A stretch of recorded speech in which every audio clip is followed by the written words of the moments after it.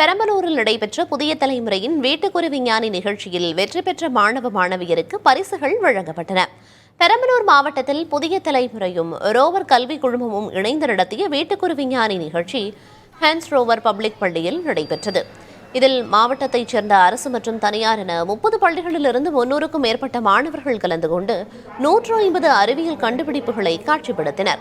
இரு பிரிவுகளாக நடைபெற்ற போட்டியில் முதல் 3 இடம் பிடித்த மாணவ மாணவியருக்கு ரோவர் கல்விக் குழுமத்தின் துணைத் தலைவரும் ஹேன்ஸ் ரோவர் பப்ளிக் பள்ளியின் தாளாளருமான ஜான் அசோக் வரதராஜன் சான்றுகள் மற்றும் பரிசுகளை வழங்கி பாராட்டினார்.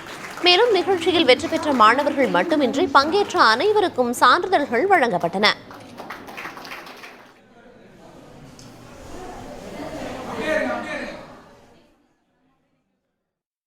Project name amphibious house. So இப்போ கேரளா வயநாட்டில் ரீசெண்டாக ஃப்ளட்டு வந்துச்சு. ஸோ இந்த மாதிரி ஃப்யூச்சரில் நடக்கக்கூடாதுன்னு நாங்கள் யோசித்து இந்த மாதிரி பண்ணோம்.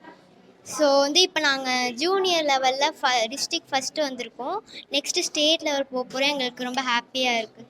டிரைவர்ஸ் நைட்டில் அந்த கிளாஸை போட்டு வியர் பண்ணால் அவங்களுக்கு அவங்க எப்போ கண்ணை 3 செகண்ட்ஸ்க்கு வேலை முழிச்சாலும் கண்ணை மூடினாலும் அதை டிடெக்ட் பண்ணி அந்த சென்சாருக்கு நோட்டிஃபிகேஷன் கொடுத்து அந்த பஸர் ஆன் ஆகி அது சவுண்டு கொடுக்கும் சார்.